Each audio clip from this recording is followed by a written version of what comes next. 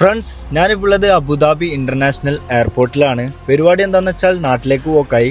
നാട്ടിൽ നേരെ ബാംഗ്ലൂരേക്കാണ് പോകുന്നത്. അറിയാത്തവർക്ക് വേണ്ടിയിട്ടാണ്. ഞാൻ ഒരു പ്രൊഫഷണൽ ഫ്രീ സ്റ്റൈൽ ബൈക്ക് സ്റ്റാൻഡറാണ്.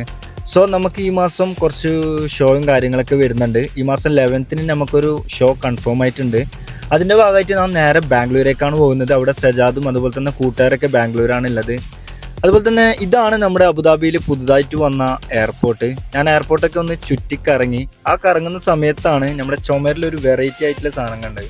അടുത്ത് പോയി നോക്കുമ്പോൾ നമ്മുടെ ക്യൂടെക്സിൻ്റെ ആ ഒരു കുപ്പിയില്ലേ, ചെറിയ ബോട്ടിൽ, അതുകൊണ്ടാണ് ഈ ഒരു ചുമരിങ്ങനെ ഡിസൈൻ ചെയ്തിട്ടുള്ളത്. ഇതൊരു ക്യൂടെക്സ് ഷോപ്പിൻ്റെ ലോഗോ ഡിസൈൻ ചെയ്തതാണ്. നേരിട്ട് കാണാൻ വേണ്ടിയിട്ട് നല്ല രസമുണ്ടായിരുന്നു. ഒരു വെറൈറ്റി സംഭവം. അങ്ങനെ എയർപോർട്ട് കാണലൊക്കെ കഴിഞ്ഞു. ഇപ്പോൾ ഫ്ലൈറ്റിൻ്റെ അകത്തേക്ക് കയറാൻ വേണ്ടി വെയിറ്റ് ചെയ്യാണ്. അങ്ങനെ കുറേ കഴിഞ്ഞ് ഞാൻ ഫ്ലൈറ്റിൻ്റെ അകത്തെത്തി. ഇതാണ് നമ്മുടെ ഫ്ലൈറ്റ്. ഇൻഡിക്കോ ആയിരുന്നു.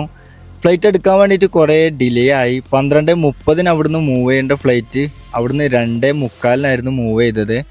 അതുപോലെ തന്നെ ഇതാണ് നമ്മുടെ ഫ്ലൈറ്റിൽ നിന്ന് താഴേക്ക് നോക്കുമ്പോൾ അബുദാബി നൈറ്റ് വ്യൂ എന്ന് അറിയുന്നത്.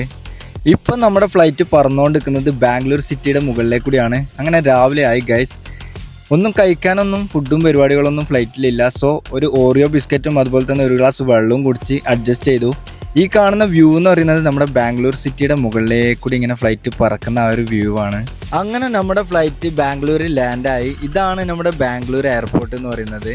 സജാദ് ഇങ്ങോട്ടേക്ക് വന്നുകൊണ്ട് നിൽക്കുന്നുണ്ട് എന്നെ പിക്ക് ചെയ്യാൻ വേണ്ടിയിട്ട്. അപ്പോൾ കൂടുതൽ കാര്യങ്ങളൊക്കെ നമുക്ക് ബാക്കിയുള്ള വീഡിയോസിൽ കാണാം.